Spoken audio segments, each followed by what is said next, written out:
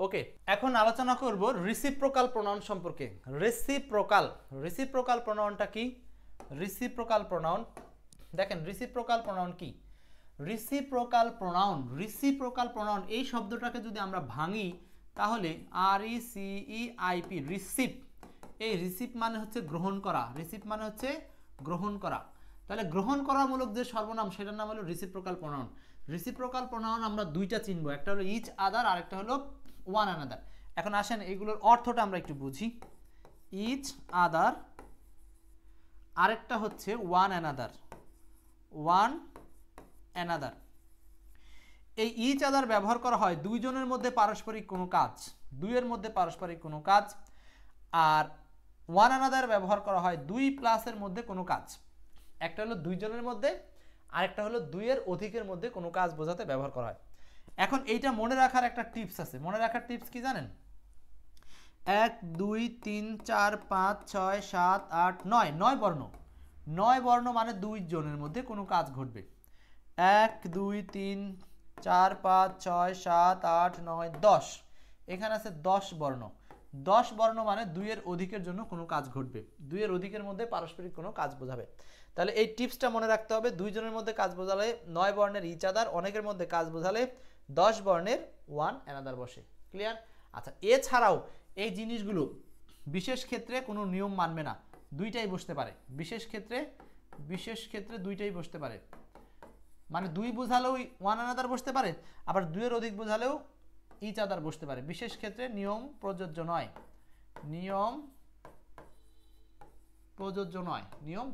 নয়। ওকে, এখন আসেন আমরা উদাহরণে যাব। 1 নম্বর প্রশ্ন, the right parts of speech each other. এটা একটা সিম্পলি প্রশ্ন যে এখানে ইচ আদারটা কোন পার্টস অফ স্পিচ। সিম্পল প্রশ্ন যে ইচ আদারটা এখানে কোন পার্টস অফ স্পিচ। নিঃসন্দেহে আমরা বুঝতে পারছি যে এখানে ইচ আদার কোন পার্টস অফ স্পিচ বলেন। ইচ আদার হচ্ছে এখানে রিসিপ্রোকাল প্রোনাউন, মানে হচ্ছে রিসিপ থেকে। হ্যাঁ, ইচ আদার একজন আরেকজনের সাথে কথা বলছে, মানে দুইজনই একই কথা বলবে। ক্লিয়ার? এমনটা হলে সেটাকে বলা হয় রিসিপ্রোকাল প্রোনাউন। যেমন স্বামী স্ত্রীকে থাপ্পড় মারছে, স্ত্রীও স্বামীকে থাপ্পড় মেরে দিছে, একই কাজ দুইজনে করছে, পারস্পরিক দুইজনে ঝগড়া করছে, পারস্পরিক দুইজনে পড়াশোনা করছে, এই সমস্ত ক্ষেত্রে ইচ আদার। আর দুইয়ের অধিক হলে সেখানে ওয়ান অ্যানাদার বসে। ওকে, আমরা এখন পরের উদাহরণে যাই। 2 number, choose the correct sentence. এখানে কোনটা সঠিক বাক্য? উভয়ের মধ্যে কেউ কাউকে বা একজন আরেকজনকে দেখেনি। এখন এইটা কিন্তু বাংলা করে দেওয়া থাকবে না পরীক্ষায়, আমি আপনাদের বাংলা দিছি জাস্ট মনে রাখার স্বার্থে। সো এখন এখানে আনসার হবে কোনটা? Choose the correct sentence. উভয়ের মধ্যে কেউ কাউকে অথবা একজন আরেকজনকে বোঝাতে ব্যবহার করা হয়। সো এখানে আনসার হবে, বলেন, নেইদার যে আছে এইখানে, নেইদার মনে রাখবেন, নেইদার শব্দটা দ্বারা দুইজনকে বোঝায়, নেইদার দ্বারা দুইজনকে বোঝায়। সো নেইদার অফ দেম, দুইজনের মধ্যে কেউ না। সো এরকমটা বোঝাচ্ছে এখানে, neither of them, so other, so another, so the other, so each other. এখন বলেন, এই নেদার দ্বারা যদি দুইজনকে বোঝায় তাহলে আমরা এই সেন্টেন্সের শেষে ওয়ান আদার নেব, নাকি ওয়ান অ্যানাদার নেব, নাকি দা আদার নেব? ইচ আদার বলে তো কোনো ধরনের রিসিপ্রোকাল প্রোনাউন নাই। ইচ আদার বলে কিছু আছে? ইচ আদার বলে আমরা জানি কি কিছু নাই। সরি, ইচ আদার আছে তো, সরি, ইচ আদার আছে। ওয়ান অ্যানাদার আর হচ্ছে ইচ আদার, এই দুইটা। তাহলে এখানে আনসারটা কিন্তু এ নাম্বার। কেন এ নাম্বার বলবো? কারণ এখানে দুইয়ের মধ্যে বোঝাচ্ছে, নেদার অফ দেম মানে দুইয়ের মধ্যে কেউ না, ইচ আদার, তারা দুইজনের মধ্যে কেউ তাদেরকে একে অন্যকে দেখে নাই। এটা হচ্ছে এখানে আনসার হচ্ছে এ নাম্বার। ওকে, এটা হলো রিসিপ্রোকাল প্রোনাউনের ব্যবহার যাচ্ছে। নেক্সট দেখি কয়টা উদাহরণ আছে এখানে, বেশি উদাহরণ নেই। 3 নাম্বারটা বলেন। 3 বলছে দ্য থ্রি সিস্টার। এই যে 3 জনের মধ্যে ভালোবাসাবাসি চলতেছে, 3 জনের মধ্যে ভালোবাসা, তার মানে দুইয়ের অধিক।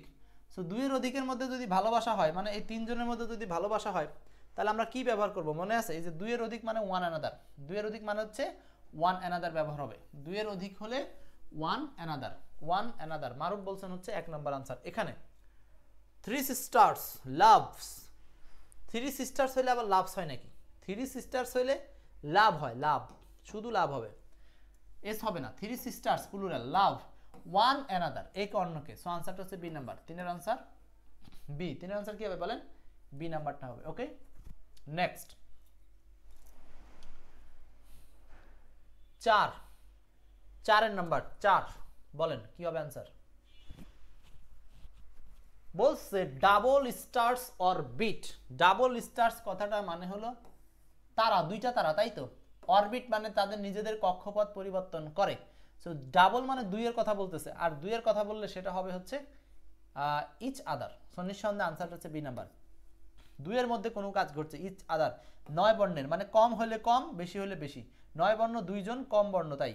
আর 10 বর্ণ দুইয়ের অধিক, এখানে বেশি বর্ণ আছে তাই। এগুলো মিলিয়ে মনে রাখবেন, তাহলে মনে থাকবে জিনিসটা। ঠিক আছে, নেক্সট টিপসের পরে question number 5। Identify the correct sentence. একই রকম, তাড়াতাড়ি বলেন। Identify the correct sentence. 5 family members. Okay, family members. So family members মানে প্লুরাল, মেম্বার্স। লাভ দুইয়ের অধিক। তো দুইয়ের অধিক হলে আমরা কি বসাই? ওয়ান আনাদার ব্যবহার করি। তো কোনো সেন্টেন্সে কি ওয়ান আনাদার আছে? যখন এখানে ওয়ান আনাদার নাই, তখন নাই তো নাই, আমার আর কিছু করার নাই। যেহেতু এখানে ওয়ান আনাদার নাই, সেহেতু আমাকে ওয়ান আনাদার না থাকার কারণে এখানে ইচ আদারকে চুজ করতে হবে। Love the family members, love answer হবে হচ্ছে ইচ আদার। এটার সাথে কিন্তু এই ইচ আদারের সাথে এই অ্যাওয়ে টু এইসব কোনো কিছু বিটুইন এগুলো কিছু বসবে না, খবরদার। ইচ আদার মানেই দুইজনের মধ্যে ভালোবাসা বা অনেকের মধ্যে কোনো একটা সম্পর্ক। সো এখানে যেহেতু ওয়ান অ্যানাদার নাই এই সেন্টেন্সে, এই জন্য আমরা ইচ আদারটাকে গ্রহণ করেছি। যদি এই সেন্টেন্সে ওয়ান অ্যানাদার থাকতো, তাহলে আমরা ওয়ান অ্যানাদারকে গ্রহণ করতাম। Got it? রায়ানা নার্গিস 3-এর বি। ও 5-এর আনসার আছে, 5-এর আনসার ডি। ওকে, নেক্সট চলে যাচ্ছি 6।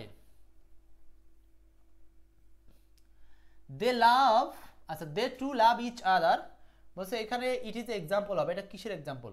খুবই সহজ ভাই, এটা বলার কিছু নাই। এই যে ইচ আদারটা কিসের এক্সাম্পল? রিসিপ্রোকাল প্রোনাউন, মানে রিসিপ থেকে পারস্পরিক সম্পর্কমূলক যে সর্বনাম, সেটাকে বলা হচ্ছে রিসিপ্রোকাল প্রোনাউন। 6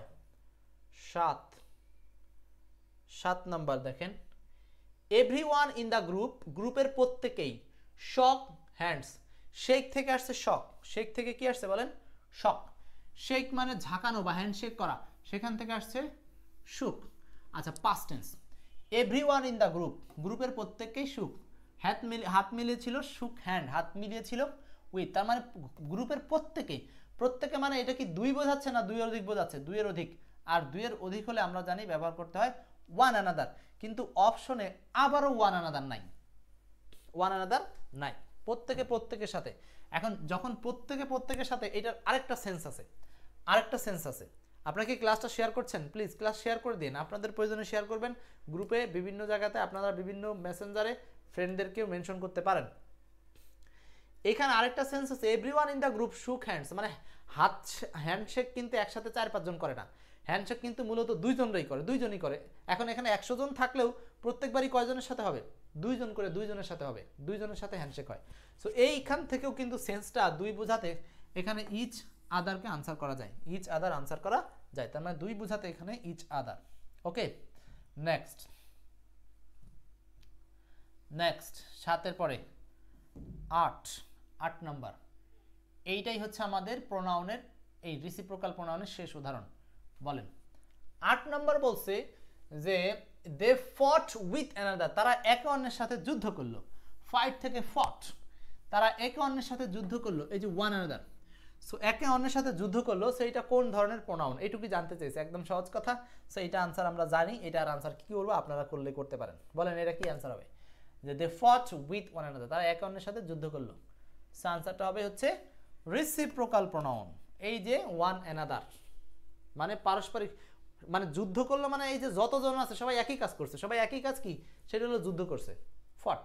তার মানে এই যে সবাই একই ধরনের কাজ পরস্পরে একে অন্যের সাথে করলে আমরা দুইজনের মধ্যে কাজ ঘটলে ব্যবহার করব ইচ আদার, অনেকের মধ্যে কাজ ঘটলে ব্যবহার করব ওয়ান অ্যানাদার। বিশেষ ক্ষেত্রে এই রুলসটা প্রযোজ্য না, সেক্ষেত্রে একটা আরেকটার পরিবর্তে বসতে পারে। ক্লিয়ার? তার মানে দুইয়ের অধিক বোঝালেও এখানে ইচ আদার বসতে পারে, আবার ওয়ান অ্যানাদারও বসতে পারে। বোঝাতে পেরেছি? তাহলে এই ছিল হচ্ছে আপনাদের সাথে রিসিপ্রোকাল প্রোনাউন সংক্রান্ত দুর্দান্ত আলোচনা। কেমন লাগলো? এই সংক্রান্ত আলোচনায় যদি আরও নির্ভর করতে চান, তাহলে আপনাদের জন্য এই এক্সপার্ট ইংলিশ বইটা সাজেস্টেড থাকলো, এটা নিয়ে নেবেন। বাংলাদেশের বর্তমান সময় বেস্ট বই, কারণ এটার মধ্যে ভিডিও ক্লাস সংযোজন করে দেওয়া আছে, প্রত্যেকটা টপিকে ভিডিও আছে। সো এর চেয়ে ভালো বই হতে পারে না। এটাই বাংলাদেশের প্রথম বই যে বইতে ভিডিও ক্লাস সংযোজন করা হয়েছে। ক্লিয়ার? সো কেউ যদি এখন বর্তমানে এসে বলে যে অমুক বইতে ভিডিও আছে, আরে ভাই ওরা তো শিখছে এখান থেকে। তো যাই হোক, জ্ঞান যার মতো করে বিলি করতেই পারে, নো প্রবলেম। ওকে, তাহলে আমাদের এই ছিল রিসিপ্রোকাল প্রোনাউন সংক্রান্ত আলোচনা। ধন্যবাদ। ঠিক আছে, কারো কোনো প্রশ্ন নাই? ভালো থাকেন, আল্লাহ হাফেজ।